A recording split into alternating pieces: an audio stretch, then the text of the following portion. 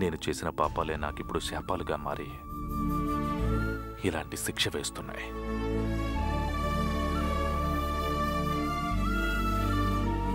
అతిగా కావాలనుకోవడం, అతిగా ఆశపడడం, అతిగా ప్రేమించడం కూడా తప్పేనమ్మా.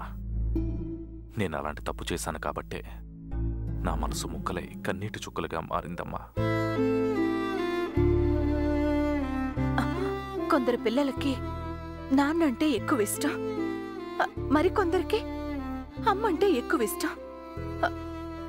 జైకి నీకన్నా వాళ్ళ అమ్మంటేనే ఎక్కువ ఇష్టం. అందుకే అలా అని ఉంటాడు. దాని గురించి నువ్వు ఎక్కువగా ఆలోచించాల్సిన అవసరం లేదు బాబు. నిజమేనమ్మా, జైకి వాళ్ళమ్మంటే ఎక్కువ ఇష్టం. అది ఎంత ఇష్టం అంటే నన్ను ద్వేషించే అంత ఇష్టం.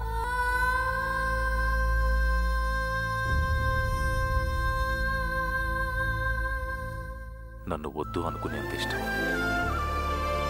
నేను లేకపోయినా పర్వాలేదనుకునేంత ఇష్టం. తండ్రిగా నా మీద ఏమాత్రం ప్రేమ లేనంత ఇష్టం.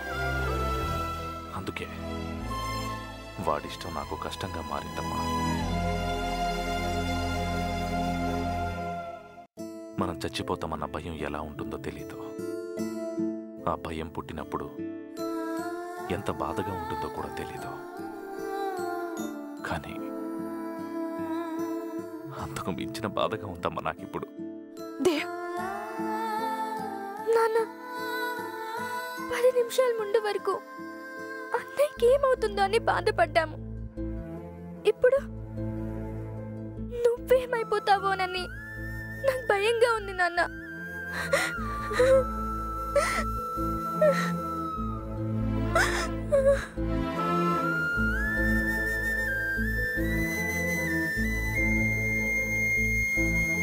ఇలాంటి బాధను నేనే కాదమ్మా,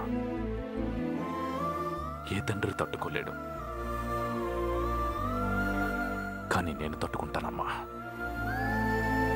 నీకోసం తట్టుకుంటానమ్మా. రోజులెప్పుడూ ఒకేలా ఉండనట్టే అందరి అభిప్రాయాలు కూడా ఎప్పుడూ ఒకేలా ఉండవు. జై నిన్ను తప్పకుండా అర్థం చేసుకుంటాడు బాబు.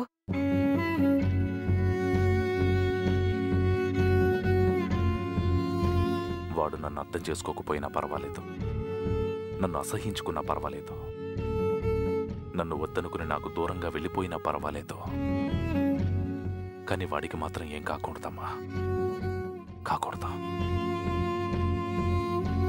వాడికి నా వల్లే ఇలా జరిగింది కాబట్టి వాడికి ఏం జరిగినా మీనాక్షి తట్టుకోలేదు. నువ్వు ఇంకేమన్నా చెప్పాలా? ఇంకేమన్నా అబద్ధం చెప్పాలనుకుంటే చెప్పేయి. నేను చూడాలనుకుంటున్నాను నన్ను మోసం చేయడానికి నువ్వు ఎంత నీచానికి దిగజారగలవు అని.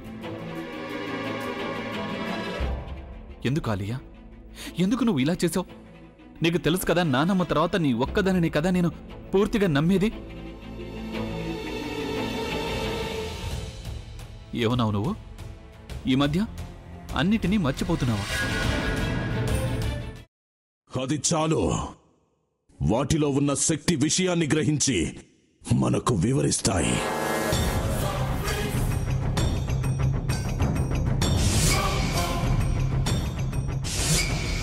ఎవరు ఆ దండ విప్పొద్దు, గది తలుపులు తెరవద్దు.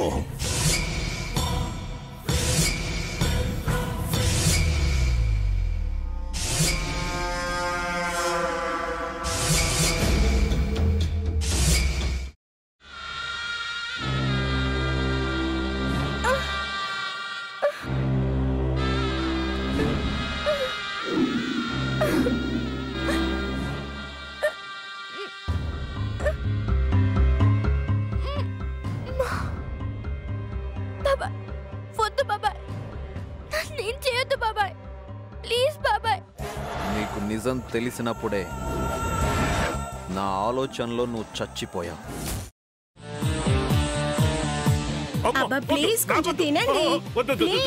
భీమారావు గారు, మీరా? ఇగో మీరా కాదు సక్కుబాయ్. అవును, మీ పనామే లేచిపోయిందని చెప్పి కంప్లైంట్ ఇచ్చినావు కదా. రేయ్, ఆయన కంప్లైంట్ ఇచ్చింది లేచిపోయిందని కాదు, కనిపించడం లేదు అని. అట్లానా? సరే మేడం. ఇడియట్. ఆ వంట మనిషి పేరేంటన్నారు? రత్తాలు మేడం. ఏం పెద్ద మంచి, నీ వంట మంచిని కూడా మేడం అని పిలుస్తావా? రేయ్ హాఫ్ బ్రెయిన్,